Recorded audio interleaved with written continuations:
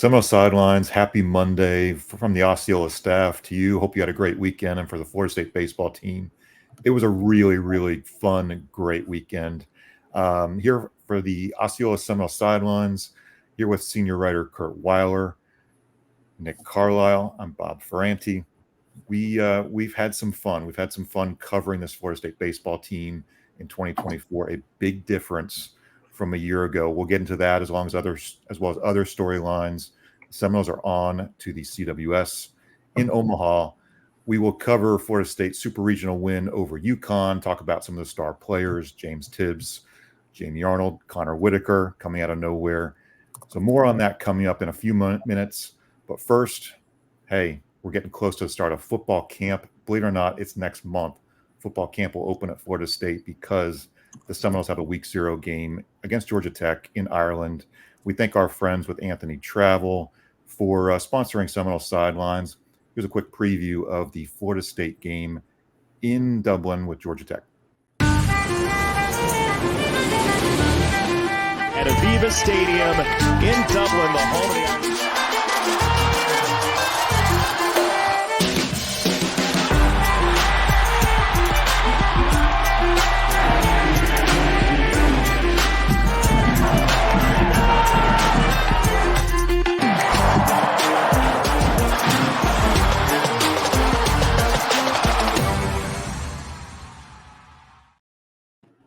All right, check them out for all your travel needs. If you're going to Dublin, let us know in the comments or let us know on the Osceola Village what you might have planned as far as your trip overseas to Dublin. I know Curt Weiler's looking forward to that trip too. But guys, we're going to focus on Omaha. It was a really fun weekend at Dick Howser Stadium. I think where we have to start, I like going big picture at moments like these because you have to maybe appreciate the journey. Last year, it wasn't a fun journey. It was 23 wins. And it was at times really tough to watch the Seminoles. But as we were watching this 2024 team, 47 wins in the books. It's more than doubled last year's win total. Curt, your thoughts on how Link Jarrett has built this team, built the confidence, built Florida State back into a team, a program of relevance on the college baseball stage? Yeah, I'll have to go find the clip from last year. I remember early Seminole Sidelines, like last February or so, where it goes right after that that series at TCU, and you kind of thought, I mean, it was early in the year.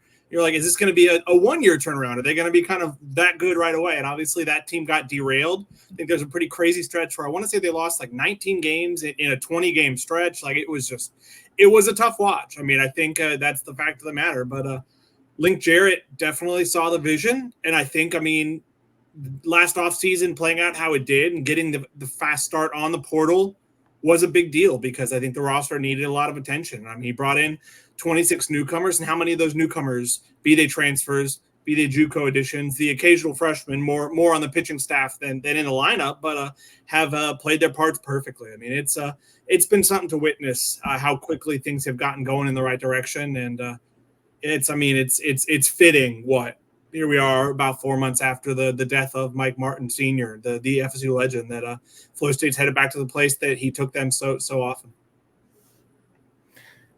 Nick, your thoughts too on Florida State's journey. I mean, we've had some frustrating moments covering the Seminoles in 2023, but just the way they've been able to turn it around this year. Yeah, well, I mean, the thing to remember with that 2023 team is also how difficult of a schedule it was. And despite the fact that they went up and grabbed 2 out of 3 at TCU that year, and you felt like, well, maybe this thing is going to be on track a little bit early. Once things derailed there, it was really just demoralizing, I think, for those players that expected a lot more of themselves, and especially with the expectations that Link Jarrett probably had for them as well. I remember sitting in a press conference that Link came in, and said, "This is the toughest time in my coaching career." Was that 19-game stretch of mostly losses. So to have them come turn it around this year, Link got more of quote unquote his guys in. The buy-in, as much as we all like to think that everybody buys in immediately, especially with a legacy of Link Jarrett, who had played at Florida State, who went to multiple CWSs and then had just come fresh off a CWS appearance. You would have liked to think that the buy-in was almost instant, but we all know that realistically that was never going to be the case. So you got some buy-in from some of your better players. You were able to move out pieces that maybe weren't entirely bought in and didn't necessarily fit the system that Link Jarrett wanted to employ. And now, even without Adams, Marlowe, some of the other guys that you brought in with the 26 that were new to the roster this year, you have seen ultimately, I think, the exact perfect amount of buy-in from the entire roster. You've brought in extreme confidence, and that comes down to the type of players that Link Jarrett likes to bring in and the work ethic that Link Jarrett has. So I think all of those things have combined into the extremely fun and exciting season that we've had this year. 26 new players, many of them transfers, a lot of good new high school faces that we'll see more of them in the future, honestly. 2 new assistant coaches, right? I mean, this was a really big overhaul. I thought one of the better anecdotes, and Curt, I think you used it in your column, was Brennan Oxford last fall talking about just a fall ball practice that was just lollygagging. It just wasn't. He said it was trash. Yeah, well, yes. And look, that's fall ball. You're probably going to have days like that where it just doesn't look good, and maybe some guys are just kind of running through the drills and thought, "Hey, no big deal. We'll just kind of cruise that day." I think Link can set a tone, how he coaches, what he says, what he does. But yeah, these are his guys. This is the way he has shaped the program. It is a success story, I think, rooted in a lot of different factors. I'd like to eventually write this story selfishly, but I think it's rooted in the transfer portal, in using the Bright Futures program to bring in state of Florida high school prospects who wanted to be in Tallahassee, coming from other programs to Tallahassee. You can use that academic money that's part of the Bright Futures program. You're using NIL in part to, it's really a way of maximizing your 11.7 scholarships. And I think Link had just an incredible vision of how to pull the pieces together. Guys, I want to get a little bit into FSU and UConn, some of your observations overall. It was maybe not, I think the game one was something I could not have expected, something like that. Jim Penders from UConn called it a football score. He referenced 24-3, not even giving his guys the credit for the 4 runs that they got a couple of times. I don't know what I expected, what I was watching at times on Friday with that first game. But let's kind of unpack that one a little bit, Curt. Just your thoughts watching just a crazy blowout. Yeah, I mean, that to me was a game where Florida State set the tone in a pretty big way. I remember we talked a lot early in the season about first run innings and how good this team was at building early leads. It felt like that was a lot of what they did in that kind of 19-0 start early in the year, just kind of making that statement early of like, it's not going to be easy to beat us. You're not going to get a lead. You're going to have to come from behind. You're going to have to worry about our offense. And it very much felt like that. I mean, it was how many of their runs over the weekend? I mean, obviously, when you score 24, you're not all of them going to come on home runs, but 11 home runs over the weekend kind of started with the back-to-back in that first inning. Felt like from there it was kind of a statement made of sorts. Obviously, UConn put up a much better fight in game 2, but game 1 just felt like, I mean, the maximum, just what we know this offense is capable of. I mean, we know when they're clicking just how relentless they can be 1 through 9. I mean, it still wasn't even the big day from James Tibbs. He did have 4 RBI, but I think 2 of those were on bases loaded walks. So, I mean, when that lineup is clicking, it is a true sight to behold, more than probably any Florida State lineup that I've covered in my decade or so covering the baseball team. It's pretty stacked, Nick. I think we'll always remember 24 runs in that game. Yeah.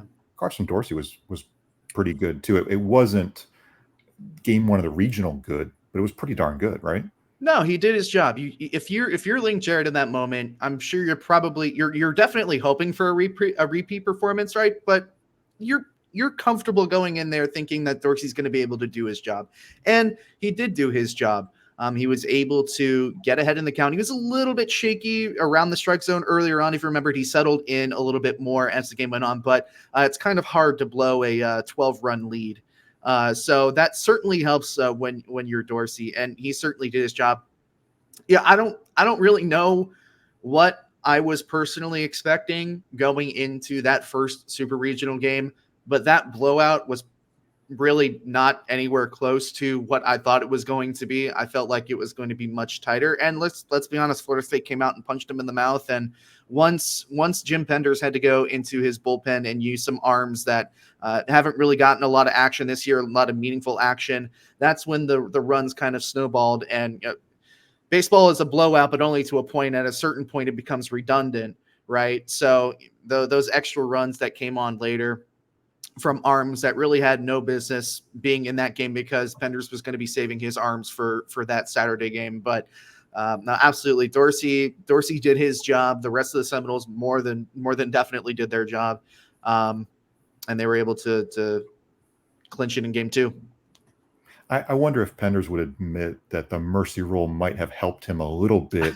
You've been able to stop that game after 7 innings, and you're managing your bullpen a little bit differently at that point, right? I mean, is that plausible? Yeah, absolutely. And I remember sitting there watching it and thinking, I wish the run rule would stop it. Like, stop. They're already been put away. That definitely would have helped Penders in terms of the management of his bullpen. What I was impressed with was how easily they handled the Big East Pitcher of the Year straight out of the gate. They were able to chase him pretty handedly. And even though Garrett Coe came in that first game and really ate some innings and did his best to try and keep the Huskies in him in the game. Obviously, once the bats were hot, there was no stopping it.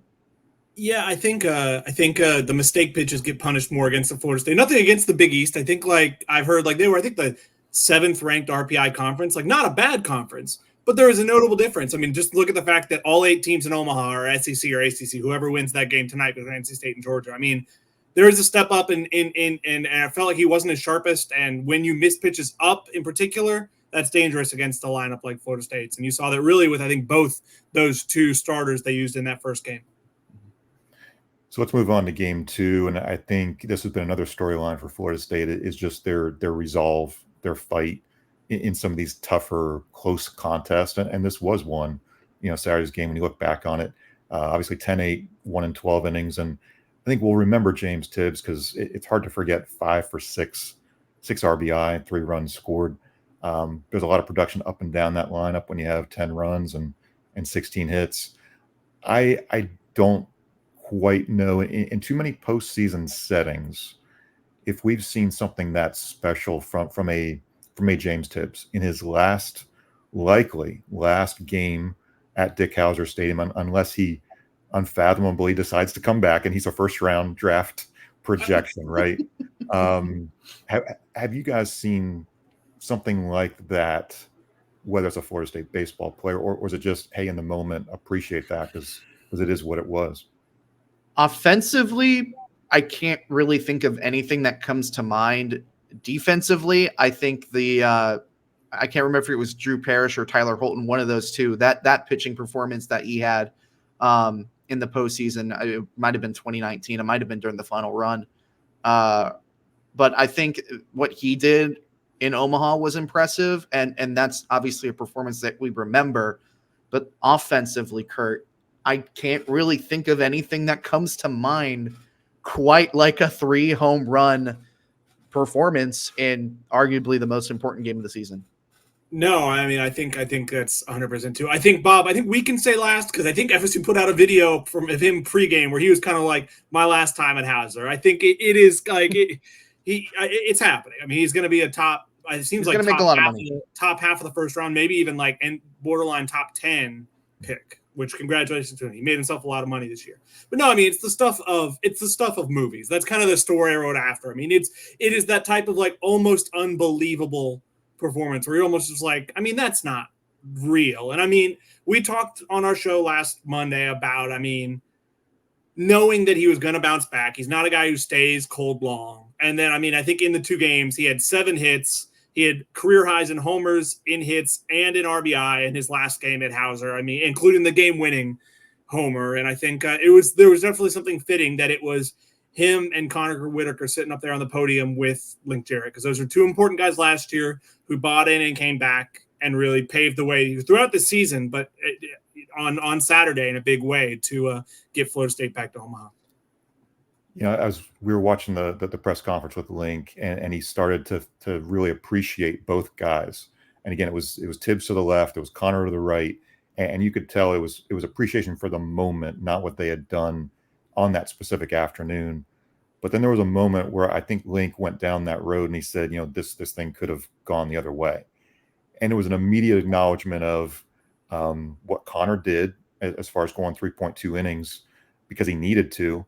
Especially when he had used Connor Holtz, when he had used Brennan Oxford, and those guys have been really, really good throughout the year. It just maybe wasn't their best days out there to get Florida State through the moment. But if that game went sideways, who knows what happens on Sunday? It could have been anybody's ball game. Who knows who's available for UConn, for example, too, as far as a rested arm. But Connor Whitaker, I thought in that moment, that's one of the big pieces in the moment in that win. Also looking ahead to the future, what he can do in Omaha as far as, is he a starter, is he a reliever, who knows? I thought Connor for those composed moments, I think he came in runner on second and he has to shut that door or we're going to game 3. Curt, for what Connor did there, your thoughts on what he did? Yeah, I mean, another truly heroic performance. And I mean, who knows? I think it's less a sure thing that's his last game in Hauser. I think there's a world maybe you can get Connor Whitaker back next year as a senior. I don't think he really has, especially the draft prospects, especially not that James does. But it was a big deal because I think we all assumed they were holding Connor back. When you win the first game, you have the advantage of kind of knowing at worst there's going to be a game 3. And I think we assumed they were holding him back for that likely start of a game 3. So I remember spotting on the video board coming in, that's who it was. And I remember, I think you gasped audibly, Bob, sitting next to you, because it was surprising, because it was the kind of all-in move that you'd see more likely from a team that lost the first game, that needs to win this one to keep its season alive. And it felt like putting some eggs in the basket of winning in 2, well, maybe slightly hurting your odds if it were to go to a game 3. It kind of you're robbing Paul to pay Peter a little bit in that regard. And yeah, I think it looks brilliant in hindsight because of what Connor gave you. I mean, they gave up 1 hit when he was 1 out away from winning. I mean, it was almost perfect. Escaped a jam in the, what was that, the 9th? He escaped the jam in? Yeah, and then three scoreless innings in extras to close it out. And yeah, I mean, it's such a valuable weapon to have this time of year. Like you said, I mean, he doesn't have the best stuff on the team. He doesn't have the best ERA on the team. He doesn't have the best draft prospects of anyone on that pitching staff. But that Swiss Army knife guy who can start for you, who can come out of the bullpen in high leverage moments. I mean, I think the nice thing, I was talking with someone on our board today about this. The nice thing about how the first bit of the College World Series lines up is that you could probably use him in some capacity in both the first 2 games because there's a day in between. For the first, 4 or 5 days in Omaha, you're not playing back-to-back days until it gets a little deeper. So I think just the different ways you might be able to use him, especially with the spaced-out schedule to start, makes him even more valuable than in maybe a traditional weekend series. Hey, Nick, I want to wrap up. When we're talking with UConn, let's wrap up on Max Williams, 3 for 7 in the Saturday game. I think he's got 4 home runs now in this postseason. He's been that table setter, that kind of guy, just gets on base, but also brings pop. What has Max Williams, not knocking Diamez Ross one bit, but just what has Max meant as far as being at that table setter of the lineup? Consistency. I mean, and it's no knock against Diamez Ross, who himself got a 3-run shot, and you got to feel good for Diamez because you know that with everything that he's been through the past 2 years, injury-wise, that definitely felt good for him to have him see it go over the fence. But that consistency that Max brings, whether it's from the fielding standpoint or at the plate, having Diamez be injured so much, I think, as somebody that was poised to be one of the cornerstone pieces of the outfield, especially towards the future, having Max be able to come in and have a more veteran presence there, that's really beneficial, especially when you're at the top of the lineup where, maybe not so at the front of the game, but when you get deeper into the game, when getting on base really matters at the top of the lineup, you have somebody that has the experience to know when to Go Oppo, somebody that also has the power to completely clear it over the bleachers as well. So I think he brings consistency. He brings a tremendous amount of pop. And traditionally, the leadoff hitter is the stigma is like, okay, it's a guy that's going to hit well. It's a guy that's going to run fast. Having a guy that brings power into the equation just does not make the first 7 batters of this Florida State lineup any easier, and you only have maybe 1 or 2 guys that are quote unquote easier outs. A guy like Jackson West, who ended up, putting the ball over the bleachers, that allowed Florida State to tie the game and take it into extras. So consistency from Max Williams, I think, is what availability is your best ability, so to speak. Absolutely. All right, we're going to do a quick CWS preview, a little bit of news and notes and some stats. Curt's done some breaking down of those 4 teams in the regional. We'll do that coming up here after this commercial break. Our sponsors, Alumni Hall and Dan Mallory Law Firm. Hey, Seminole fans! Alumni Hall is your ultimate FSU shopping experience and has moved to a new location off Timberlane Road in Tallahassee. Shop FSU gear from Nike, Champion, New Era, Yeti, and more. Alumni Hall has Seminole gear for the entire family, plus accessories and gifts. Spend $150 and you'll earn $10 off your next purchase with their Hall Pass rewards. Stop by their new location on Timberlane Road near REI or shop anytime online at alumnihall.com. Alumni Hall, where Seminole fans shop. Finding an experienced lawyer you can trust is crucial. With over 50 years of combined litigation experience, the attorneys at Mallory Law Firm are dedicated to providing our clients with exceptional legal services, focusing on car and trucking accidents, premises liability, and wrongful death. Call 904-824-7799, MalloryLaw.com. All right, thanks to our sponsors. We appreciate you jumping in, supporting Seminole Sidelines on the Osceola. Good time for you to hit the subscribe button for our YouTube channel. Check us out, theosceola.com. Full coverage of Florida State baseball, making the run to Omaha. Curt Weiler will be there to represent us. And also tons of recruiting coverage. And we'll get into that a little bit later on in the week with Pat Burnham, Charles Fishbein, and of course, Nick will join in on that too. So guys, let's briefly jump in here on the College World Series. Again, a refresher on the format. This is essentially a regional and then a super regional. So if you think about it, this is a 14 pool. It will be Florida State, Virginia, North Carolina, and Tennessee. So it's known the Seminoles will open up against Tennessee on Friday. That time we'll find out later Monday night. Yes, you can probably pencil that one in as the night game Friday in Omaha. So there will be an early game and a night game. We'll find out some of those details later on. Curt, I know you've done some stat breakdown of these teams, just kind of diving in a little bit. Tennessee knocking off Evansville in that 3-game Knoxville Super Regional. Just your kind of early first impressions, having watched a little bit of Tennessee and kind of looking at those numbers.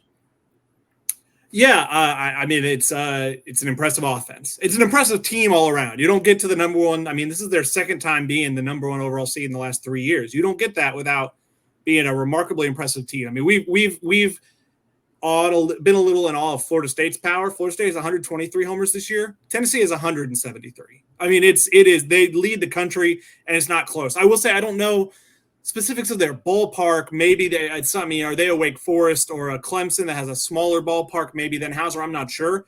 It's impressive either way, and it will be a real challenge. I mean, really, I think my initial takeaway is all those offenses are going to be challenging. Whoever Florida State plays in the second game, whether it's in the winner's bracket or the loser's bracket against North Carolina or against Virginia. I mean, we've seen Virginia and North Carolina we haven't seen, but they won the ACC regular season. It's going to be good offenses no matter what. It's going to be a real test for the pitching staff. It's going to be some good arms too. I mean, I think my initial reaction really kind of even entering last weekend when I saw it as a possibility if kind of the favorites won was just salivating thinking about Jamie Arnold versus that Tennessee offense. I mean, it's probably the best pitcher left playing this season against the best offense. And so it's an exciting proposition for potentially, I would think, Friday night in Omaha.